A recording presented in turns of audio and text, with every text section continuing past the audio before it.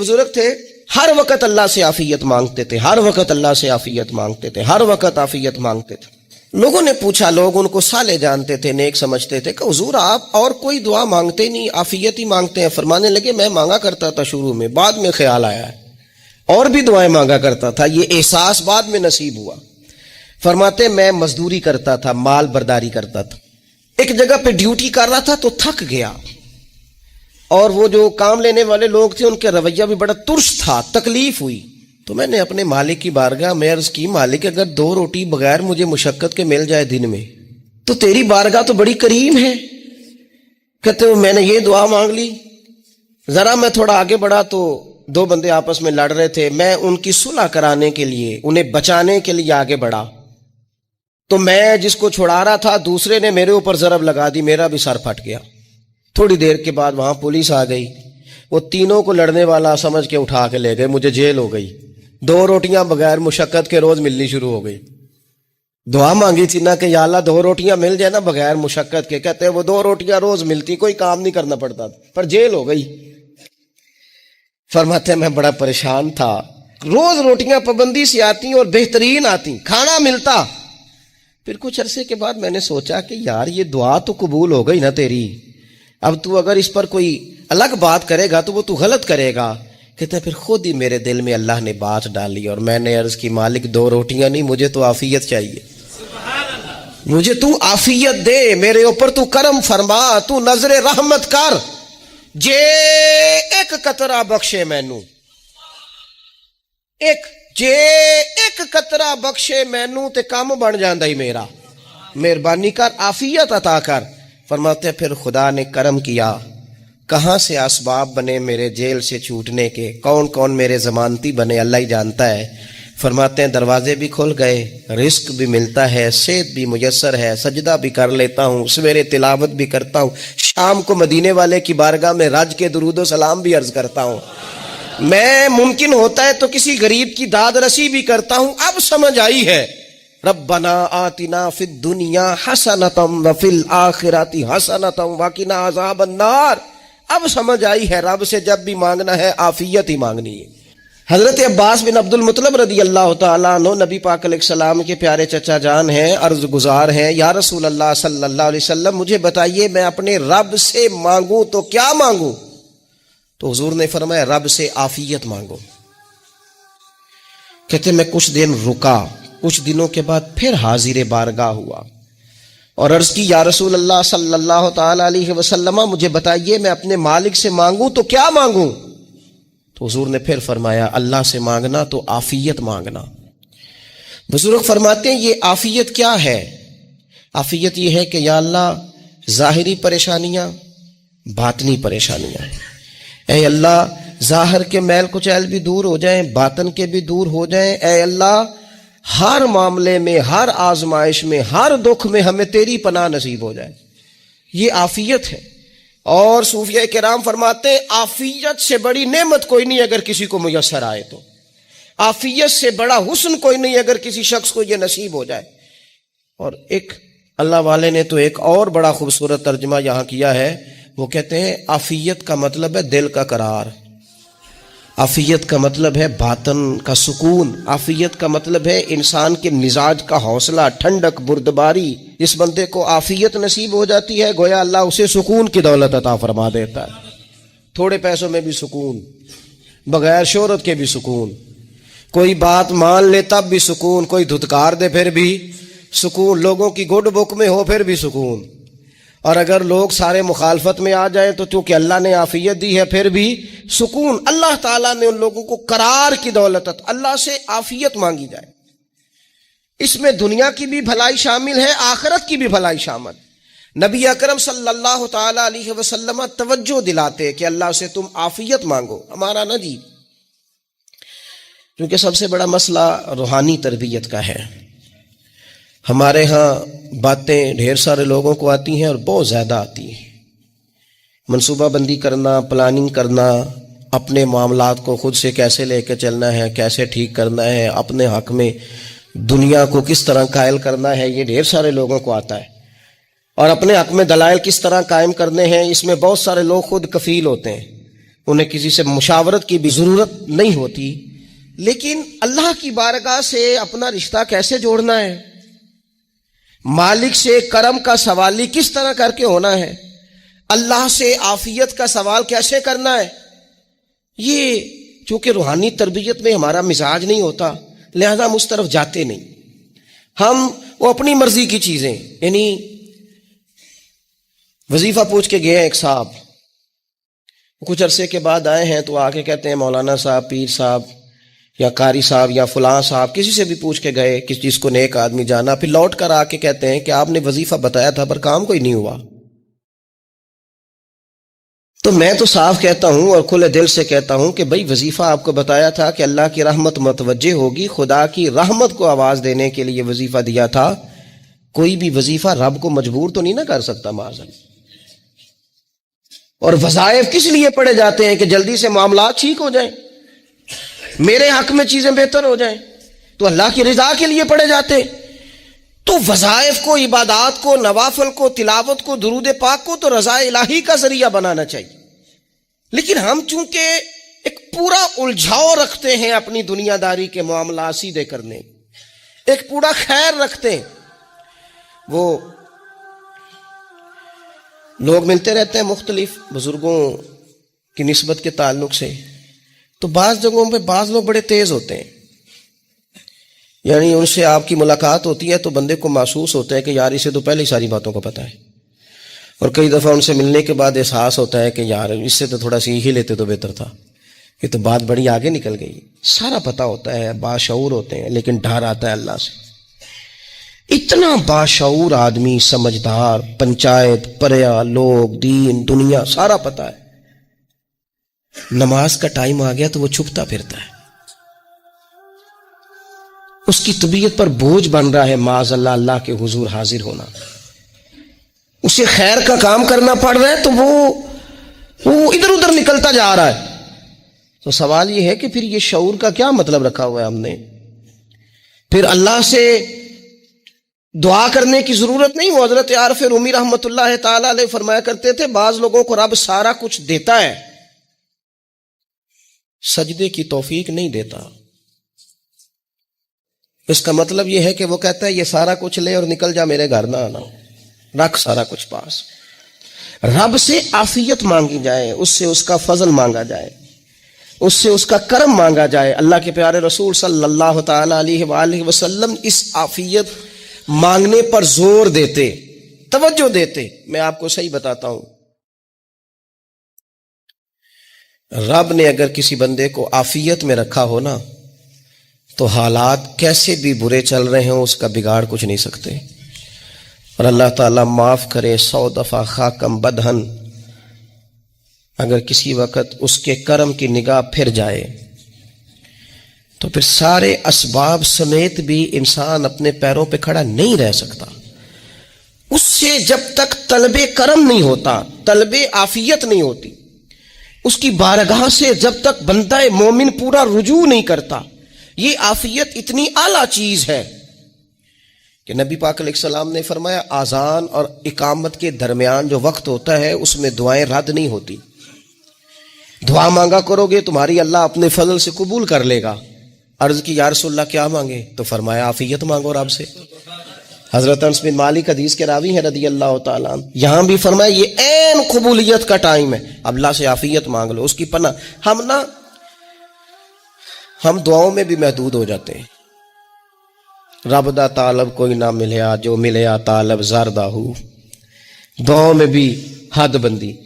بعض اوقات بچے بھی تربیت کرتے ہیں نا، ایک مولانا ہے، ان کا خیال ہے کہ انہوں نے مجھ سے کچھ پڑھا ہے تو کبھی کبھی استاد جی کہہ دیتے ہیں، بہت پرانی بات ہے، انہوں نے مجھے فون کیا کہ اگر آپ کبھی تشریف لائیں، تو میں نے کہا پتر دعا مانگ اللہ کو چھوٹی جی گڈی دے وے. تو اس بچے نے میری بڑی تربیت کی، کہنے لگا استاد جی اللہ کو لو منگنی جے تے وڈی ساری منگو. آپ نے محدود کیوں کیا کہ بھئی یہ چھوٹی سی اللہ گاڑی کیوں اللہ چھوٹی دے؟ رب دے تو بڑی دے اور رحمت سے دے، اللہ سے مانگنی ہے نا جی. ہم تربیت نہیں لیتے. میں نے اس کا شکریہ ادا کیا، میں نے کہا بیٹے تو نے بڑی سونی بات کی، اللہ تجھے اس کا اجر عطا کرے، اللہ تجھے برکات عطا کرے. اگر آپ نے سیکھنا ہے تو پھر آپ سیکھ لیں گے، اور اگر نہیں سیکھنا تو پھر یہی کہنا ہے ساری عمر لنگ گئی بندہ کو نہیں ملیا.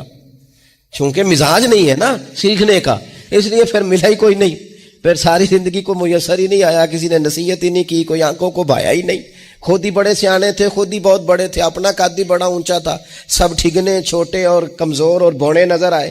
نبی پاک علیہ الصلوۃ والسلام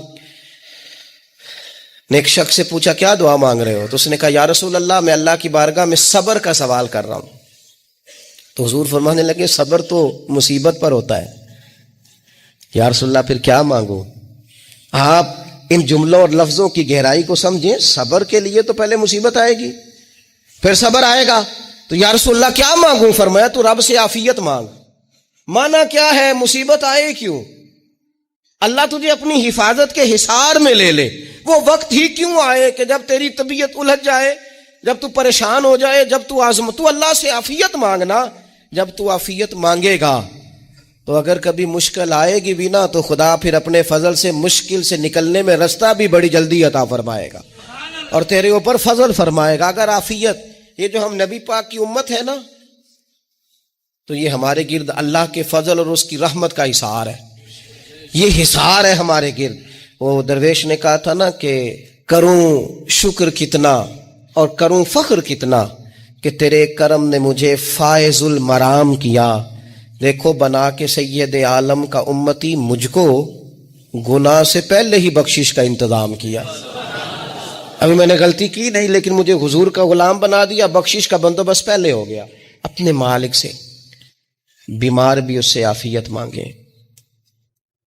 مقروض بھی اس سے عافیت مانگے، بے اولاد بھی اس سے عافیت ہی مانگے، صاحب اولاد بھی اس سے عافیت ہی مانگے، جو دولت کے حصول کے رزق حلال کے خواہش مند ہیں وہ بھی اس سے عافیت مانگے، اور جن کی جھولی اس نے بھر دی ہے وہ بھی اپنے رب سے عافیت ہی مانگے۔ مالک سے جب سوال کرے، ایک بزرگ تھے انہوں نے تو اپنی انگوٹھی میں لکھوا لیا تھا کہ یا اللہ مجھے عافیت عطا فرما، مگر جب بھی دیکھتا ہوں یاد آ جاتا ہے کہ اللہ سے عافیت مانگنی۔ اپنے مالک کی بارگاہ کے اندر دیکھو، میں نے دیکھا ہے وہ کسی نے کہا تھا کہ تیری خواہش ہے کہ وہ تیری آرزو کرے پوری، اور میری خواہش ہے کہ تیری آرزو بدل جائے۔ کچھ لوگ ایسی خواہشات بھی لے کے آتے ہیں کہ جو پوری نہ ہو تو بہتر ہوتا ہے، اس لیے آپ کو پتہ ہے موت مانگنا جائز نہیں دین میں۔ مصائب سے گھبرا کر، مشکلات سے گھبرا کر، زندگی کے مد و جزر سے پریشان ہو کر موت کا سوال کرنا جائز نہیں۔ کس طرح جائز ہے؟ ان لفظوں کے ساتھ دعا کر سکتا ہے کہ یا اللہ جب تک میری زندگی بہتر ہے مجھے زندہ رکھ، اور جب میرا دنیا سے جانا بہتر ہے پھر تو مجھے اپنی بارگاہ میں بلا لے۔ یہ بھی کیا ہے؟ یہ بھی عافیت کا سوال ہی ہے کہ یا اللہ رکھ بھی تب تک جب تک رہنا بہتر ہے۔ نبی پاک نے بھی ارذل العمر ہونے سے پناہ مانگی۔ ہمارا یہ مزاج بن گیا ہے کہ ہم اپنے حق میں ایسی چیزوں کا سوال کر رہے ہوتے ہیں جو کئی دفعہ ہمیں مل جائیں تو ہمارا نقصان کریں۔ قرآن حکیم ایک جگہ پہ اللہ کریم نے فرمایا ہے کہ اگر سب لوگوں کو مال دے دوں تو بغاوت کریں، فساد ہو جائے۔ کیا مانا؟ کہ اپنا نقصان کر بیٹھے لوگ۔ ہم اپنے مالک کی بارگاہ میں بعض ایسی چیزوں کے سوالی ہیں کہ جو ہمارے لیے ٹھیک نہیں ہے، ہمیں اس کے کرم پر چھوڑنا ہے، اس سے عافیت مانگنی۔ اور بعض لوگ، کیونکہ میں کہہ چکا ہوں شروع میں کہ ہماری دینی روحانی تربیت نہیں ہوتی اور ہم کہیں سے باقاعدہ اسباق لینے کے قائل ہی نہیں ہوتے، پوری تربیت کا ہمارا مزاج نہیں ہوتا، اپنی عقل اور اپنا شعور اور اپنے حساب سے ہم زندگی کو بتانا چاہتے ہیں۔ اور یہ جو میرا دور ہے یہ ویسے ہی الجھا ہوا زمانہ ہے، اللہ ماشاء اللہ، پتہ نہیں کوئی کیا بول رہا ہے، کوئی کیا کہہ رہا ہے، ایسے جیسے کوئی میلہ لگا ہوا ہے اور کان پڑی آواز سنائی نہیں دے رہی۔ جس کی دکان پر کوئی گاہک نہیں وہ بھی کہہ رہا ہے لائنیں بنا لو۔ ایسا الجھا ماحول ہے اور ایسی آزمائش ہے کہ لوگ بیچارے پریشان ہیں۔ دیکھیں جب تربیت کے ساتھ انسان آگے بڑھتا ہے نا، ہمارے پاس مقتدا ہے اللہ رسول کا کلام، ہمارا پیشوا ہے رب رسول کا فرمان۔ جب ہم کتاب و سنت کی روشنی میں آگے بڑھتے ہیں تو پھر ہمارے لیے منزل آسان بھی ہوتی ہے اور قریب بھی ہوتی، پھر ہمارے لیے آگے کی طرف سفر کرنا، آگے بڑھ جانا یہ آسان ہوتا ہے۔ آپ غور کریں جو لوگ دنیا میں کامیاب رہے، بھلا کس طرح کامیاب رہے؟ وہ اس طرح کامیاب رہے کہ انہوں نے نا اپنے رب سے عافیت مانگی۔ اللہ تعالیٰ نے خود بخود ان کے لیے رستے بنائے. آپ تاریخ پڑھیں گے بعض لوگوں کی تو لگ نہیں رہا تھا کہ وہ اتنی کامیابی حاصل کریں گے. دیکھ لیں آپ حضرت غوث اعظم جیلانی رضی اللہ تعالیٰ عنہ بغداد شریف تشریف لاتے ہیں تو ان کی کیفیت یہ ہے کہ پتے کھا کے گزارا کرنا پڑتا ہے. یعنی پیچھے کوئی ایسا بیک گراؤنڈ کسی کا بنایا ہوا ادارہ، کوئی بڑی خانقاہ، کوئی بڑے لمبے چوڑے والد صاحب کے مریدین، کوئی بڑا لمبا سلسلہ نہیں مل رہا. ان کو بظاہر پتے کھا کے گزارا کرنا پڑتا ہے، لیکن چونکہ وہ نکلے ہیں اللہ کی مدد کے ساتھ، انہیں اللہ نے تائید دی ہے، فضل فرمایا ہے، تو نتیجہ یہ نکلا ہے کہ 70 ہزار بندہ ایک ایک وقت میں تربیت لینے کے لیے ان کے سامنے موجود ہے. یہ اللہ نے اسباب بنائے ہیں، کیونکہ جب رب عافیت عطا کرتا ہے تو پھر اللہ اسباب بھی پیدا فرماتا ہے. ہمارا ذہن تو تھک جاتا ہے سیاست کرتے کرتے. ہم تو جناب پوری ترتیب سے ہمیں سلیقہ آتا ہے کس طرح کر کے کس بندے کو کیسے قائل کرنا. پورے طور پر ہم وہ ساری زندگی سیاست کرتے رہتے ہیں. وہ خاندانوں میں بھی چلتی ہے، گلی محلے میں بھی چلتی ہے، دوستوں میں بھی چلتی ہے، اور بعد میں پتہ چلتا ہے کہ یہ پتے کھیل کون رہا تھا. اصل میں صلح کرانے والا تھا کہ لڑائی کرانے والا تھا. یہ سب کا خیر خواہ تھا، یہ سب کی ذہن کے اندر فطور کی آمیزش ہی اس شخص کی وجہ سے تھی. ہم چونکہ وہ خاص عافیت اللہ سے نہیں مانگتے، ہماری مخصوص سیاست ہوتی ہے سبھی کو راضی رکھو. اس کا نتیجہ یہ نکلتا ہے کہ ایک ٹائم آتا ہے کوئی بھی راضی نہیں رہتا.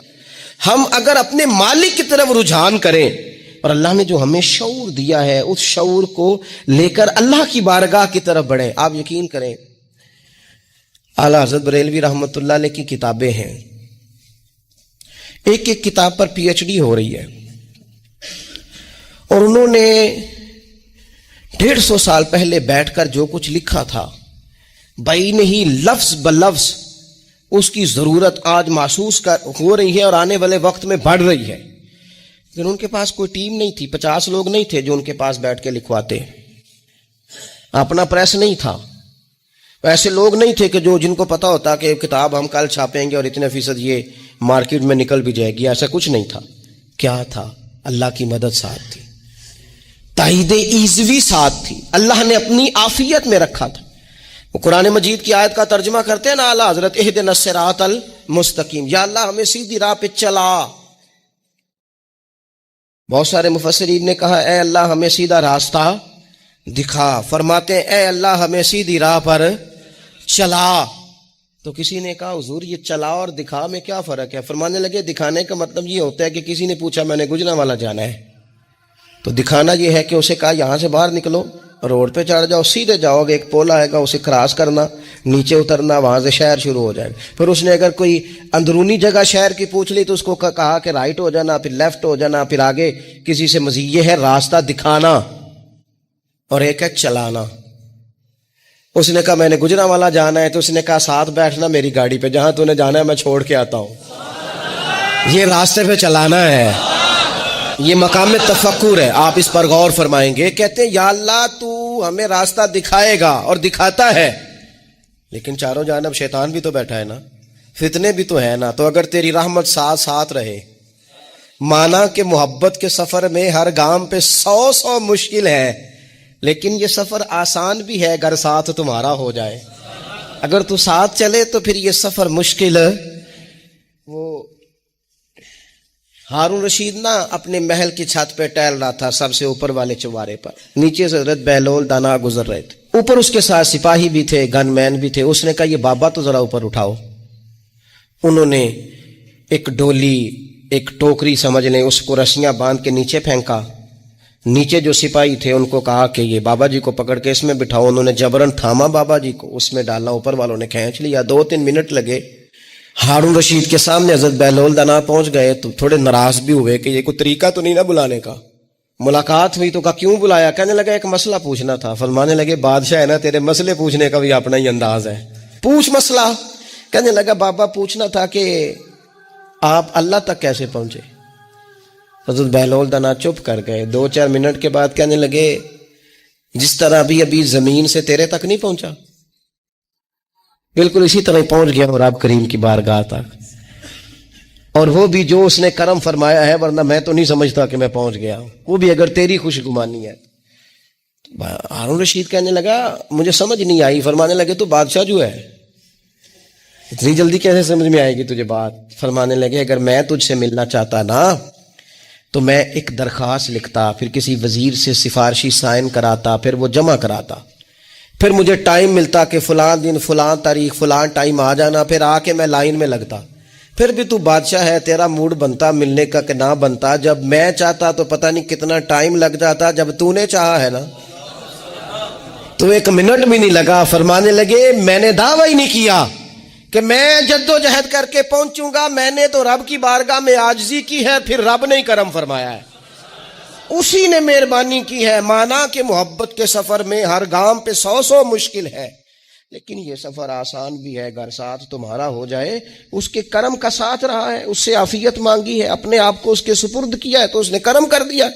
جب تک یہ مزاج نہیں ہم بناتے کہ مالک سے عافیت کا سوال کریں، اپنے آپ کو اپنے رب کے حوالے کر دیں، اس کی رحمتوں کے سپرد کر دیں، اتنی دیر تک زندگی میں ٹھہراؤ نہیں آتا، قرار نہیں آتا۔ مشکات میں موجود ہے، اللہ کے پیارے رسول صلی اللہ تعالی علیہ وسلم تیمارداری کے لیے گئے تو صحابہ کرام فرماتے ہیں وہ بندہ نا اتنا پتلا نحیف اور لاغر ہو گیا تھا جس طرح چڑیا کا بچہ ہوتا ہے، کمزوری ضعف طاری تھا۔ تو محبوب کریم نے اسے دیکھا تو بڑے کریمانہ انداز میں کریم فرمانے لگے تو کوئی دعا نہیں مانگتا، تو عافیت نہیں مانگتا اللہ سے؟ عرض کی یا رسول اللہ صلی اللہ تعالی علیہ وسلم، میں نے اپنے رب کی بارگاہ میں عرض کی ہے مالک قیامت کا عذاب بڑا سخت ہے، میں نہیں برداشت کر سکتا، تو نے اگر مجھے کوئی سزا دینی ہے تو یہی دے لے، قیامت کو نہ دینا۔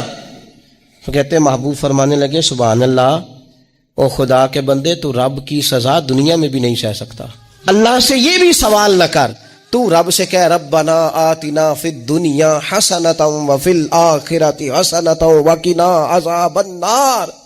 تو رب سے دنیا میں بھی حسنہ مانگ، بھلائی مانگ، تو آخرت کے لیے بھی بھلائی مانگ، تو اس سے عافیت کا سوال کر۔ تو نے یہ سوال کیوں کیا؟ عرض کی یا رسول اللہ کرم ہو گیا ہے، مجھے سمجھ آ گئی ہے، اب میں اسی طرح ہی کروں گا۔ عزیز دوستو، ہم کہاں سہ سکتے ہیں؟ ہم دنیا میں رب کی سزا ہم نہیں سہ سکتے، ہم کمزور ہیں تو گرمی نہیں سہ سکتے، شدید سردی نہیں سہ سکتے، شدت کی بھوک لوگ نہیں سہ سکتے، کوئی آزمائش نہیں سہ سکتے۔ وہ جو لوگ بعضوں کا کہہ دیتے ہیں نا جی فلاں چیز ہمارے اعمال کا نتیجہ ہے، تو میں کیا کرتا ہوں نہ کو یار، ہم تو یہ بھی نہیں سہ سکتے، ہم کہاں برداشت کر سکتے ہیں، ہمیں تو وہ معاف ہی فرمائے، ہم حساب والے ہے ہی نہیں، ہم تو صرف معافی والے ہیں۔